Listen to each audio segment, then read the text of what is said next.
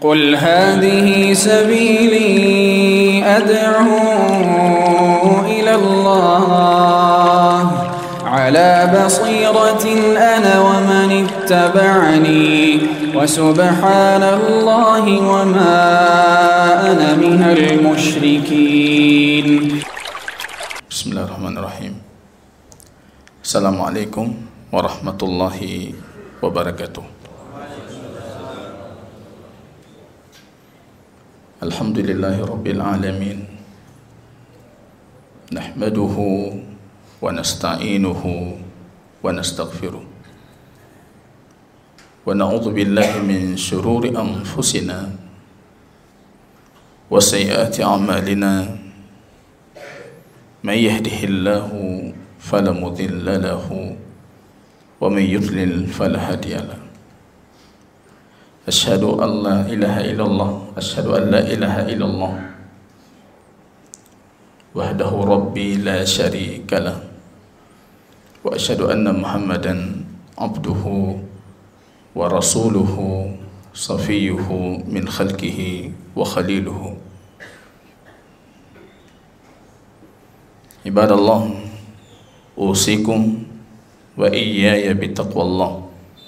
فقد فاز المتقون حيث يقول ربنا جل شأنه في محكم تنزيله يا أيها الذين آمنوا اتقوا الله حق تقاته ولا تموتن إلا وأنتم مسلمون. إخوة الإيمان أعزني الله وإياكم جميعا. Puji dan syukur kita kehadirat Allah. Atas taufik daripada Allah, kita sudah menyempurnakan satu hari dari puasa Ramadan.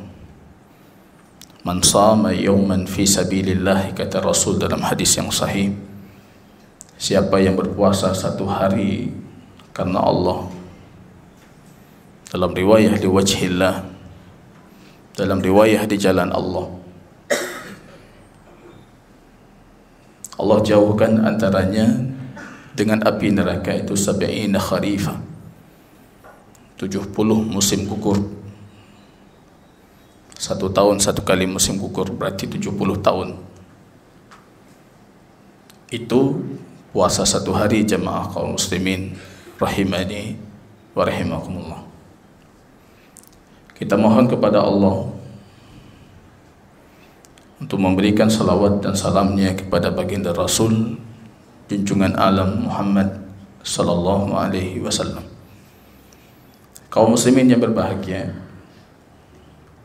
Hudzaifah ibn al-Yaman mengatakan, lamma sa'ala an-nas Rasulullah sallallahu alaihi wasallam anil khairi fakuntu as'aluhu anil syarri. Ketika banyak orang bertanya kepada baginda Rasul tentang kebaikan, apa ibadah paling mulia, apa ibadah paling agung, tentang ibadah, tentang hukum, fakuntu as'aluhu anisyar. Akan tapi aku datang kepada baginda Rasul bertanya tentang keburukan, makhafatan ayyudrikani, karena kekhawatiran aku akan terjerumus ke dalam keburukan itu. Hal ba'da hadzal khairu syarr ya Rasulullah, apakah setelah kebaikan ini datang kenabian dari setelah zamannya jahiliyah, apakah akan datang keburukan? Naam, kata baginda Rasul, akan datang keburukan. Hal ba'da syarril khair ya Rasulullah, apakah setelah keburukan itu nanti akan datang kebaikan? Naam, kata baginda Rasul. Apapun yang pernah dilewati oleh umat ini, tapi ruh tafaul, ruh optimis itu tidak boleh hilang pada diri umat Muhammad sallallahu alaihi wasallam. Araftu syarra la li syarri walakin li tawaqqihi. Aku tahu keburukan bukan untuk aku melakukannya. Jangan kita pelajari apa itu ilmu kalam, tiba-tiba kita tersangkut di dalamnya. La li syarri walakin li tawaqqih, supaya aku bisa menjaga diriku, menjaga anak keturunanku. Tanya aman, anak kita belum tentu. Maka pilih pendidikan yang betul-betul menjaga kemurnian asalatil aqidah.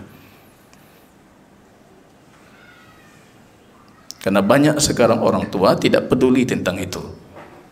Makanya kemarin kita mengatakan, baca ini An-Nasihah Al-Waladiyah. Ini panitia sudah meletakkan buku yang sudah diterjemahkan. Untaian nasihat seorang ayah, Imam Al-Baji kepada kedua putranya. Paling kurang untuk modal awal. Dan kami menasihati para pimpinan sekolah atau para penyelenggara pendidikan untuk menjadikan nasihat al-waladiyah ini bagian dari kurikulum yang harus diajarkan kepada orang tua dan juga dinasihati kepada anak-anak. Ini pendidikan karakter di sini aja. Kalau kita tidak mampu merumuskan konsep yang baru, ambil saja ini, an-nasihah al-waladiyah. Dan juga kita menasihati orang tua untuk menjadikan ini sebagai pegangan secara umum dalam memberikan wasiat dan nasihat untuk anak-anaknya. An-nasihah al-waladiyah. Salah satu poin penting yang jadi topik pembahasan kita itu mewanti anaknya. Padahal di mukaddimah kitab itu beliau sudah berbicara tentang bagaimana keilmuan yang ada pada keluarga Imam Al-Baji. Kakek kamu ulama, paman kamu ulama, orang tuamu ulama. Tapi anaknya yang berasal dari keluarga ulama itu masih diwanti-wanti dari ilmu kalam. Iya kan, hati-hati dari ilmu kebid'ahan itu. Karena sumbernya kekufuran, kata beliau. Sumbernya pengingkaran. Tanya ulama kan, ne'bikan ulama, ta'uyu samping watih musirau ta ulama. Kemudian kita merasa aman dengan generasi anak kita ke depan dari penyelewengan akidah dan lain-lain. Araftu syarra la li syarri walakin li tawaqqihi. Tapi untuk aku menjaga diriku dari kesalahan, dari keburukan itu.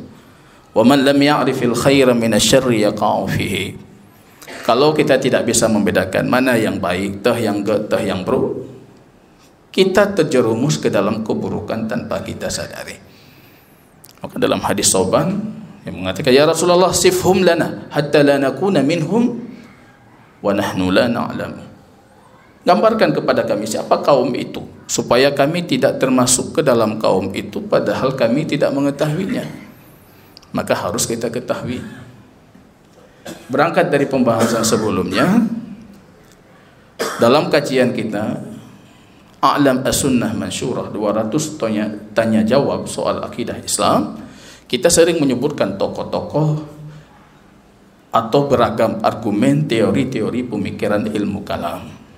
Maka dengan itu kita masih mengkhususkan materi kita di awal Ramadan ini berkaitan dengan bahaya dan tahdzir para ulama terhadap ilmu kalam, para ahli kalam, dan mempelajari ilmu kalam itu sendiri. Jamaah kaum muslimin rahimani wa rahimakumullah. Kemarin kita menyebutkan ilmu kalam, al-kalam, ya, ungkapan atau perkataan. Kita mengatakan ilmu kalam ini dinamakan ilmu kalam bukan cuma sebatas kita yang menamakan, tapi mereka sendiri yang mempelajari ilmu ini dengan bangga mengatakan inilah ilmu kalam. Kita menyebutkan paling kurang ada dua pandangan. Kalau kita baca di Majmu' Fatwanya Syekhul Islam Ibn Taimiyah itu sampai 10 pendapat kenapa ilmu ini dinamakan ilmu kalam. Tapi kemarin kita menyebutkan dua pandangan. Kira-kira siapa jamaah yang bisa menyebutkan kenapa ilmu itu dinamakan ilmu kalam? Besok kita titipkan bukunya. Kenapa ilmu ini dinamakan ilmu al-kalam? Silakan. logika-logika kalam tanpa ilmu sebenarnya, bukan ilmu ya. Kalam. Kalau bahasa sederhananya kemarin kita katakan nyo ilme raya haba kalam. Kalamnya haba. Atau pendapat yang paling masyhur apa? Banyak perkataan-perkataan, pendapat-pendapat, ungkapan si fulan. Atau yang paling masyhur karena mereka sering berbicara tentang sifat kalam Allah. Ya, tentang kalam Allah. Sifat kalam Allah itu kalam nafsi atau bukan kalam nafsi, dengan suara atau tanpa suara Allah berbicara, dengan huruf atau tanpa huruf Allah berbicara, dengan makna atau tanpa makna Allah berbicara. Jadi itu jadi perdebatan panjang. Tapi Syekhul Islam Ibn Taimiyah dalam Majmu' Fatawa membantah itu, mengatakan justru ilmu ini sudah hadir, tokoh ahli kalam itu sudah hadir, padahal perdebatan tentang sifat kalam itu belum muncul dalam sejarah. Maka yang lebih tepat ya, mungkin banyak landasan yang menjadikan orang menyematkan ilmu ini dengan nama ilmu kalam. Paling sering, karena ini secara tidak langsung, ini seperti kalau bahasa saya, seperti Allah ingin menyingkap apa yang ada di balik ilmu kalam itu. Mereka itu ketika mengkaji ayat Allah, mengkaji hadis, mereka selalu mengatakan kalamuna, pendapat kami. Jadi ayatnya Pak Thago, pendapat kami, kalamuna, sehingga itu jadi tradisi di masyarakat Islam. Oh, itu pendapat mereka, kalam mereka, sehingga mereka dinamakan dengan ahli kalam. Ketika mereka menulis buku itu hampir selalu itu. Kalau kita itu, kalau siar A'lam Sunnah Mansyurah, itu judul temanya dalil. Atau kalau kita buka Sahih Bukhari, aslun itu artinya dalil. Aslun fi babi kadza, dalam pembahasan ini. Tapi kalau kita buka kitab ahli kalam, itu temanya bukan seperti itu. Al-kalamu fi at-tauhid. Jadi pendapat dalam pembahasan tauhid. Al-kalamu fi an-nubuwah, tentang kenabian. Jadi yang mereka tonjolkan itu kalamnya, bukan dalilnya. Sehingga masyarakat umat Islam menyematkan kepada kelompok ini dengan ahli kalam, hanya kalam. Kalau kita baca buku mereka, memang kalam itu tidak terpisahkan. Kalam.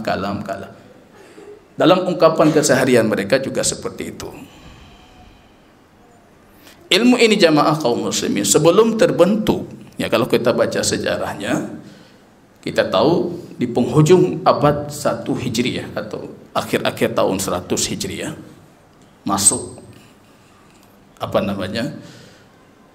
abad kedua Hijriah ataupun permulaan abad kedua Hijriah. Kita dapati wilayah Islam ini sudah sangat luas itu. Wilayah Islam sudah Romawi, Persia, ya. Sudah ke perbatasan Hindia, ke Afrika sana ke atas, itu sudah menyentuh negara-negara yang sudah beribu tahun mereka punya peradaban, punya agama. Sudah di perbatasan Cina, Cina punya peradaban Cina, Hindia punya peradaban Hindia, punya ketuhanan, punya teologi mereka. Ke Persia juga seperti itu. Majusi punya pemikiran-pemikiran, punya agama, punya logika-logika berfikir yang mungkin berabad-abad mereka gunakan itu. Jadi ketika kaum muslimin terjadinya penaklukan Islam, maka terjadilah dialog-dialog, debat-debat, diskusi-diskusi antara kaum muslimin dengan orang-orang yang berasal dari peradaban lain itu. Ini awal muasal dari munculnya masuk falsafah luar ke dalam Islam. Yang lucunya dalam hal ini, yang berdialog itu bukan ahli ilmunya. Karena hanya saja yang mendebat si orang mangai. Bukan ahli ilmu. Muslim dia, punya ghirah untuk agama, tapi bukan ahli ilmu. Terlepas lagi ada unsur kesengajaan dari peradaban luar untuk merusak peradaban Islam. Ini yang pertama kita menyambut. Yang kedua, orang lain juga punya konspirasi untuk ini. Itu jadi dialog. Mereka membuka argumen ketuhanan dalam agama-agama luar.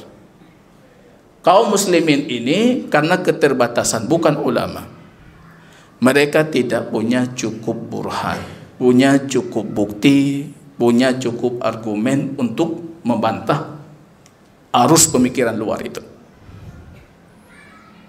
Dari situ lahir kelompok-kelompok Islam yang mempelajari arus pemikiran luar yang di awalnya bertujuan untuk membantah mereka.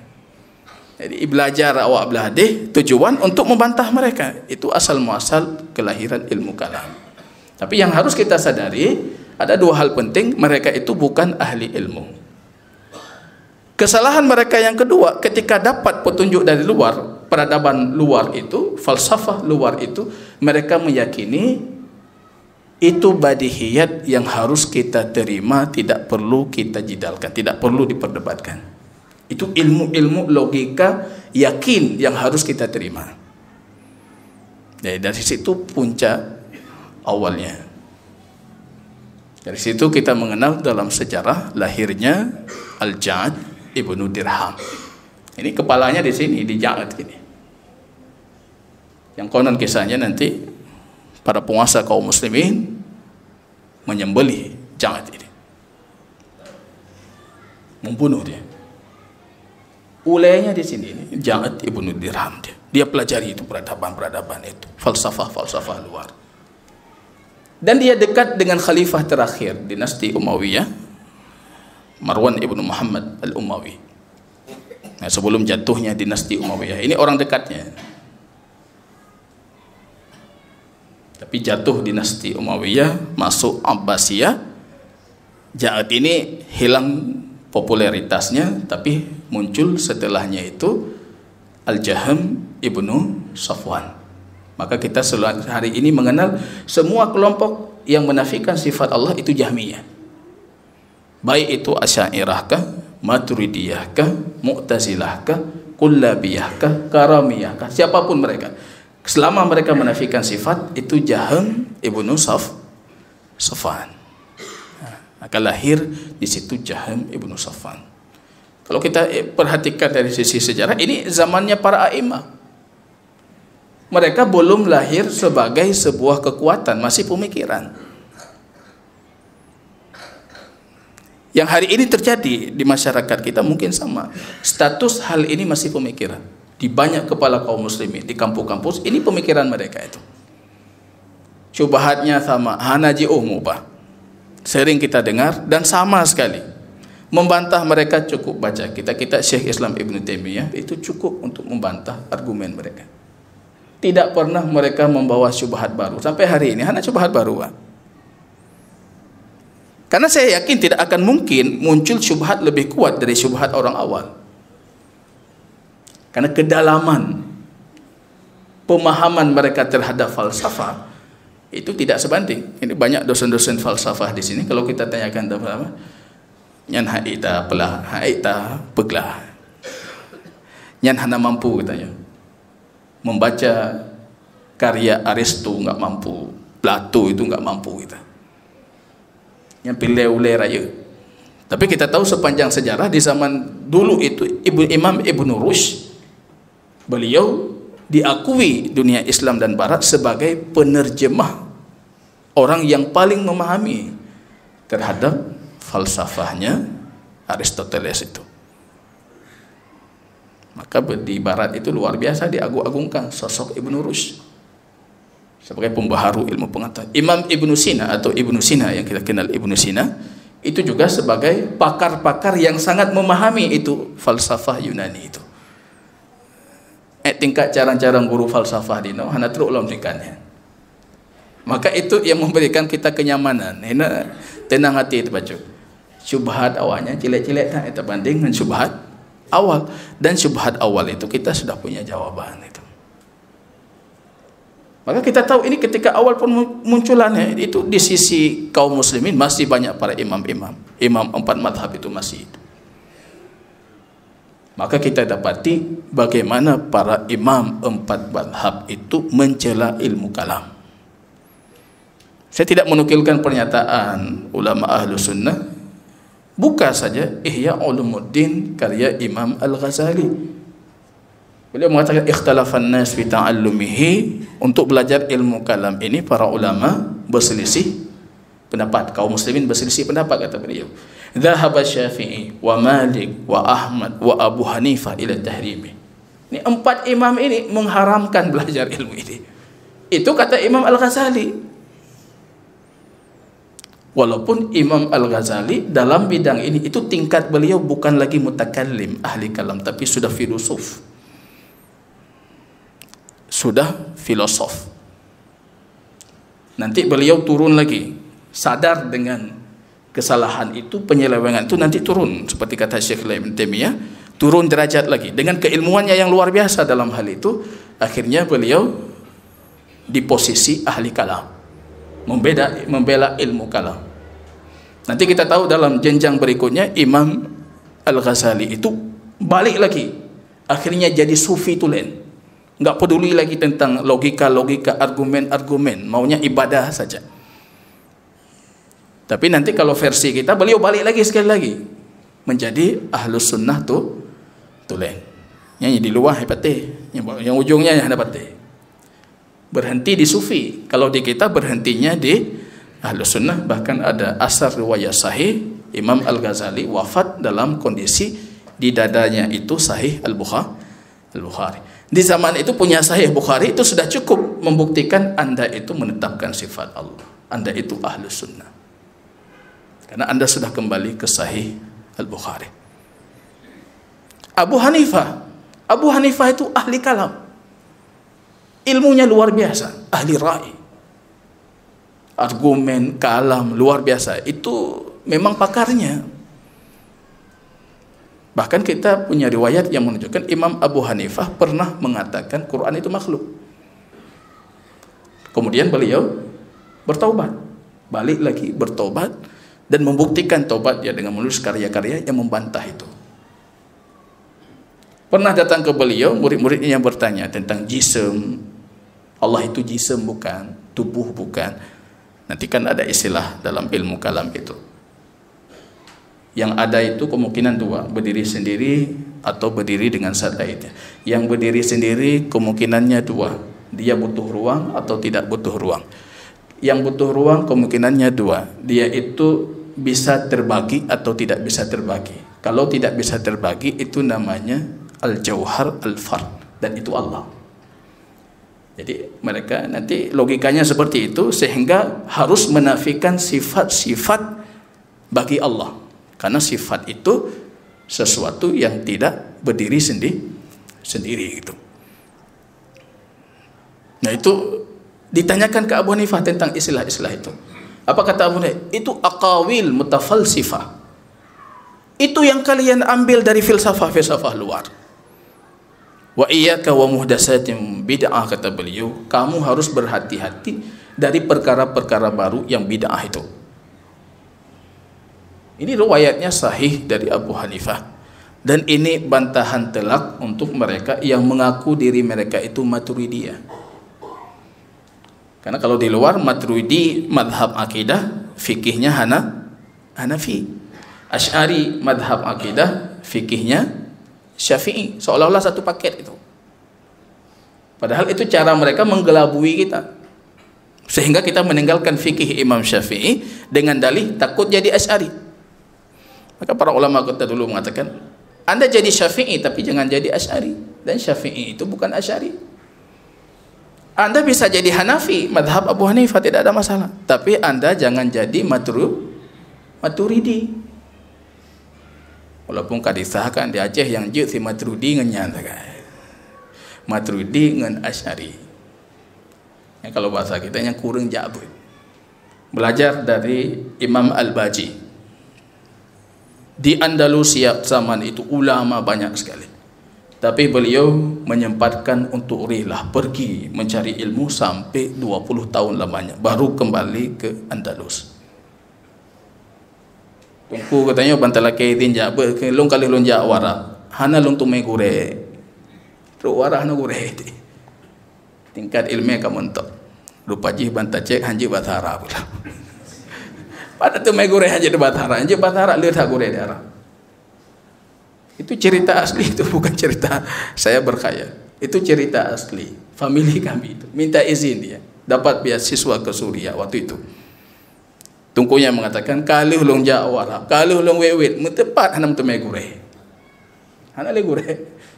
Ya, rupanya orang tua kami bertanya, "Jir bahasa Arab pokoknya." Hanjir. Pandai gure ada hanjir bahasa Arab. Ini enggak ada kaitan dengan promosi bahasa Arab. Hanya promosi yang terliku ya kalau. Ya seperti itu. Ini Imam Al-Baji 20 tahun itu berkeliling mencari itu. 20 tahun. Lahir dari tangannya para imam-imam besar. Kita tidak mengenal Imam Baji, tapi Anda sering mendengar Imam Ibnu Abdul Bar, Al-Khatib Al-Baghdadi, Abu Muhammad, Imam Ibnu Hazm, Abu Muhammad Ibnu Hazm. Itu muridnya ini. Kalau lihat itu muridnya, Ki Bangure. Nyan murid Ki Bangure. Ini Imam Al-Baji. Maka nasihat ini saya selalu mengatakan, nyocok ajarkan anak Anda, nasihati generasi setelah kita. Ini dirangkum sedemikian sederhana, ya, tapi ini harus menjadi terbawa selalu di kepala mereka. Karena ini karya ulama dari generasi abad awal 5 Hijriah. Ya, beliau lahir tahun 403 Hijriah. Artinya ini masih dalam kategori ulama mutaqaddimin.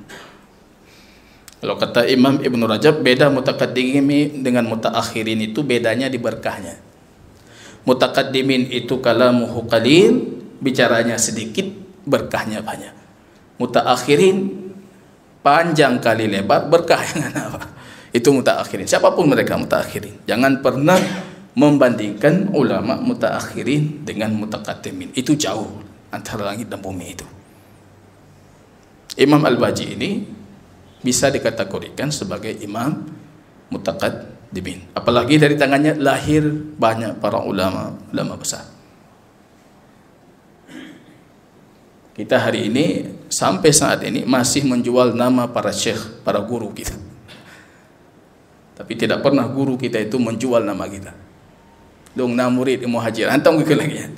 Yang na long na gore si fulan, long na gore si fulan. Ya, teringat pernah mengikut daurah di Lok Sumawe. Yang mengisi syekh dari Yaman, kawan satu majlis dulu di Yaman. Bantro wajah kaji ke syekh. Yang beda ngetanya urut Aceh. Trip tertentu ilmu ini hanya ke syekh. Mereka yang belajar di sini kita tahu belajarnya MN bantro wajah kaji ke syekh. Tulis nama fulan, Syekh fulan. Murid Syekh Abdul Hasan Al-Maghribi. Ditulis nama Syekh Abdul Hasan Al-Maghribi 3 kali lebih besar dibandingkan pemateri. Menjual nama Syekh. Saya kalau di sekolah saya pesan ke para siswa, tidak penting kamu bangga dengan kami. Lun murid sama aja, hendak perleh. Tapi yang penting lun bangga dengan ron. Seperti bangganya Imam Ibnu Malik kepada Imam An-Nawawi. Kafali fakhran, kata An-Nawawi, cukup kebanggaan bagiku, kemuliaan bagiku karena muridku itu Nawawi. Jadi bentang yang lihat tolong murid lu An-Nawawi. Ya, ini kita rujuk kembali, ini nasihat berharga, ini nasihat penting. Imam Abu Hanifah mencela. Imam Malik itu asal dari beliau banyak sekali celaan beliau terhadap ilmu kalam. Datang orang suatu ketika, disebutkan dalam riwayat yang sahih, datang orang bertanya tentang tafsir Quran. Imam Malik langsung tahu ini penafsiran orang ahli kalam ini. Logika yang dipakai oleh penanya itu logika ahli kalam. La'allaka min ashabi Amr ibn Ubaid. Barangkali kamu itu muridnya Amr ibn Ubaid. Amr ibn Ubaid itu orang yang pertama kali menafikan takdir dalam sejarah. Atas dasar logika kalam juga. Nanti besok akan kita ceritakan itu.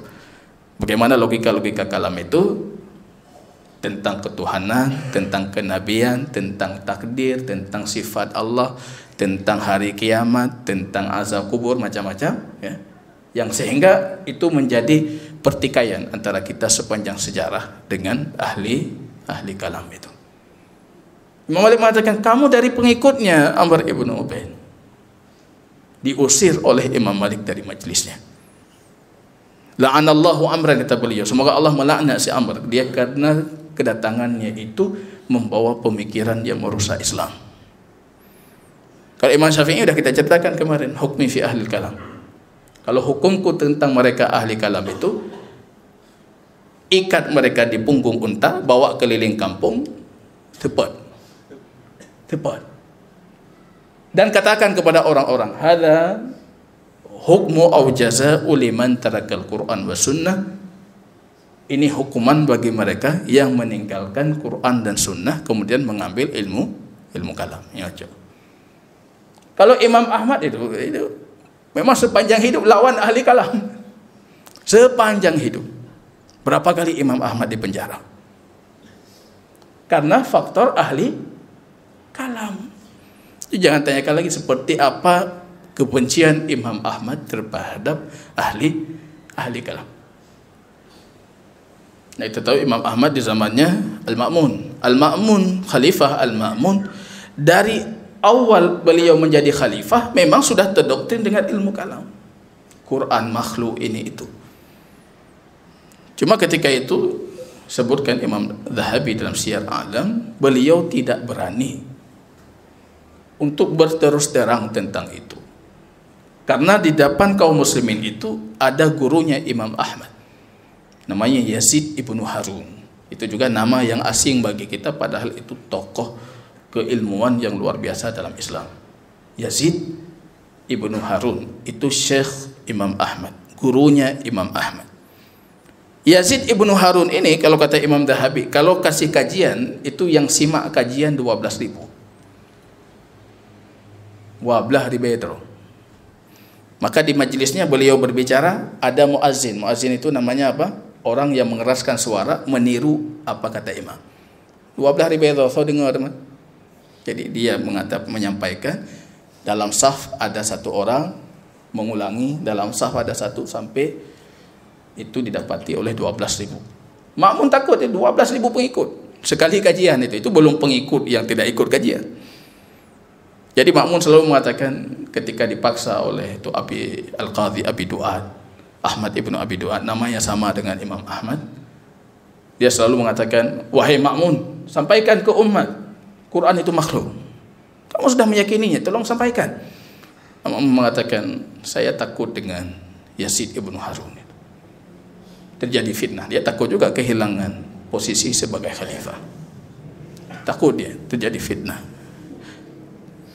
Sebelum wafatnya Ma'mun, sudah wafatnya Yazid ibnu Harun. Dan Imam Ahmad waktu itu belum mendapatkan kedudukan seperti yang beliau dapatkan setelah itu. Akhirnya difitnahlah manusia untuk mengatakan Quran itu makhluk. Di situ Imam Ahmad tampil sebagai sosok yang berdiri tegak. Berdiri tegak menghalangi apa yang dikatakan oleh kekhalifahan ketika itu tentang Quran makhluk. Ya. Dan Allah meninggikan derajat Imam Ahmad dengan mihnah itu. Cobaan itu meninggikan derajat Imam Ahmad. Dan nantinya rupanya derajatnya melebihi dari guru beliau Yazid ibnu Harun. Dan kekhalifahan pun setelah itu kembali lagi kepada pemahaman ahlu sunnah. Itu jamaah kaum muslimin. Jadi kalau kita lihat di Ihya Ulumuddin, Imam Ghazali sendiri mengakui para ulama-ulama besar mengharamkan belajar ilmu kalam itu. Mengharamkan. Nah, hari ini tungku-tungku kita makin madhab Syafi'i makin berkerah baca ilmu kalam. Atau paling kurang ya kita sekarang diajarkan ilmu mantiq, ya, ilmu logika berfikir, supaya cara berfikir itu terstruktur. Sebenarnya itu bagian dari ilmu akliyat yang warisan dari luar. Kemudian banyak kaum muslimin yang mencoba mencari dalil-dalil dari Quran dan Sunnah untuk menguatkan teori-teori mantik tadi. Dan itu juga dibenci. Ya. Jadi kalau kita lihat tingkatannya, mantik itu tingkat paling rendahnya. Naik satu level itu ilmu kalam. Naik satu level lagi murni falsafah, yaitu falsafah Yunani, murni lebih. Yang hari ini saya rasa itu banyak tokoh-tokoh kita tidak mampu sampai ke level untuk memahami kemurnian falsafah Yunani itu. Dan kesalahan besarnya kalau dibawa itu untuk ilmu pengetahuan, logika berfikir, untuk penemuan-penemuan, barangkali itu akan menghasilkan kemaslahatan.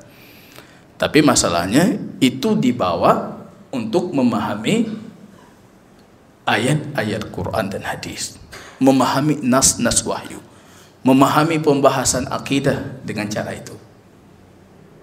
Maka itu menyebabkan ilmu itu dibenci. Ilmu itu dibenci. Jadi satu tradisi kalau kata para ulama, Syekh Islam Ibn Taimiyah itu sering kali menyebutkan itu. Kalau kamu melihat ahli kalam, yang akan kamu dapati dari mereka itu tanakut. Selalu kontradiktif. Tiga yang pegah mana, tiga yang pegah medih lah. Balik lagi pegah mana, pegah medih lah. Karena logika itu tidak ada kepastian. Asy'ariyah mengatakan Allah tidak bertempat. Artinya Allah tidak diarah. Laisa fi jihah. Tidak ada jihah untuk Allah, tidak ada arah untuk Allah. Kita pegang Allah di hati berarti kita sudah menunjuk arah untuk Allah. Kemudian mereka menetapkan ru'yatullah, kita akan melihat Allah. Ura kiamat ahli syurga itu akan melihat Allah. Itu Asy'ariyah menetapkan. Kan ini kontradiktif. Bagaimana melihat Allah kalau Allah tanpa arah? Hau takalan. Watakan, uyubkan. Kemudian membuat logika panjang itu untuk menafikan adanya arah 6 itu. Nah, arah 6-nya itu masih didiskusikan panjang. Yang mereka sendiri, hasil diskusi mereka kebingungan. Ujung-ujung mumanggerai, nyoki bancara. Piyuh li, untuk mulai lah, diskusi lah. Bangka mumang piyuh li. Itu bisa kita dapati itu. Asasut Taqdis, kata karya Imam Ar-Razi, Fakhruddin Ar-Razi. Bagaimana beliau seringkali mendiskusikan perkara yang tidak perlu didiskusikan lagi. Tentang Allah pun diskusi lah. Allah itu didiskusikan itu. Sampai dia bingung sendiri dengan logika berfikir dia. Adanya Allah itu berasas dari dalil adanya hudus. Hudus itu adanya makhluk itu. Adanya makhluk itu berasas dari dalil tamasul ajsam. Jism itu, tubuh-tubuh itu punya kesamaan. Dibuat turunan-turunan sampai ujung turunannya mereka bingung, berhenti lagi. Itu bisa kita dapati dari karya-karya buku mereka itu. Maka yang kita dapati dari mereka itu adalah keheranan. Itu disampaikan secara jelas oleh Imam Asy-Syirzani. Laqad tuftul ma'ahida kullaha. Semua tempat belajar sudah aku kunjungi. Wa sayyartu tarfi baina tilkal ma'alimi. Dan aku sudah turun ke dalamnya. Semuanya sudah aku kaji itu. Yang aku dapati apa? Wadhi'a kahfi ala dzakinin. Orang yang meletakkan tangan di dagu ataupun orang gigit jari, kata beliau. Au qari'a sinna nadimi, menggigit jari karena penyesalan. Itu kata Imam Asy-Syirzani, Asy'ari. Yang aku dapatnya sudah aku pelajari ini bertahun-tahun, semuanya sudah aku kunjungi itu. Tapi yang aku dapati orang keheranan, orang yang penuh penyesalan. Ujung dari akhir mereka itu selalu penyesalan. Al-Ghazali menyesali, kenapa tidak aku habiskan ilmuku untuk hadis. Al-Ghazali itu pintar sekali, cerdas sekali. Imam Al-Haramain Al-Juwani itu cerdas sekali itu. Imam Ghazali mengatakan tentang gurunya Imam Haramain, dia sudah menelan ilmu kalam itu sehingga dia tidak mampu memuntahkannya lagi. Walaupun di akhirnya itu mau bertobat, tapi masih termakan dengan konsep-konsep kalam itu. Hanji ke pun tahlil, sudah tertelan dalam itu. Maka Imam Sa'ani itu, ya memang bukan satu zaman, datang belakangan, beliau menjawab. Imam Asy'ari tadi mengatakan, la'allaka matufta bima'hadir Rasul. Mungkin kamu belum pernah berkunjung ke sekolahnya Rasul. Dumhawa kali nejak, tapi yang golom nejak, Sikula Muhammad. Siapa yang mencari petunjuk dengan hadi Rasul, fama ra'ait, kamu tidak akan melihat mereka menggigit jari gara-gara penyesalan. Razi di akhir ayatnya mengatakan, tariqah yang paling selamat itu tariqah Quran. Metode paling bagus itu metode Quran. Berbicara tentang Allah, mau tetapkan Ar-Rahman 'alal 'arsy istawa. Ayat dibaca oleh imam kita tadi. Ar-Rahman di atas arsy beristiwa. Sudah selesai. Kalau kamu nafikan, laisa kamitslihi syai'. Tidak ada sesuatu yang sepertinya. Sudah selesai. Jadi metode Quran itu gampang, sederhana, gampang, dan menambah kekhusyukan. Wa innamal ilmu al-khasyah, kata Imam Ahmad. Ilmu itu rasa takut. Makin kita belajar, makin takut dengan Allah, makin kuat iman kita. Belajar sebelah sana, makin lama belajar, makin mumang. Makin trip belajar, makin pungut. Itu sudah terbukti. Maka ini wasiat kita kepada mereka yang baru belajar. Iron baru belajar, kop kawai. Ina mantang melangu di samping. Orang sudah nyelam itu hoi mendarat. Akhirnya mereka menyesali itu. Hari ini mahasiswa-mahasiswa kita, mahasiswi-mahasiswi kita bangga ketika dapat ilmu itu. Filsafah ilmu, filsafah ini, filsafah itu. Walaupun ketika kita baca pun cilet dah lagu, beda dengan filsafah Hawaii, mumang dah. Yang filsafah ini ada di mumang, sederhana sekali. Itu tingkat kemampuan mereka mendalaminya itu sangat standar. Kebingungan, ujungnya kebingungan. Jangan coba-coba. Dan nasihati anak seperti yang dinasihati oleh Imam Al-Baji. Ya pilih mumang jaju tambang ju. Tapi ujungnya dasarnya ilhad, ujungnya kufur. Pengingkaran-pengingkaran, kekufuran-kekufuran, dan berakhir untuk hal seperti itu. Maka lahir macam-macam tu, ipegahnya ipegahji. Di mana lahir itu? Di kampus-kampus Islam. Bicara ini, bicara itu atas dasar logika kalam tadi. Maka para ulama kita mewanti-wanti dan menjadikan wantian terhadap ilmu kalam itu sebagai nasihat untuk anak-anaknya. Begitu jemaah kaum muslimin rahimani wa rahimakumullah.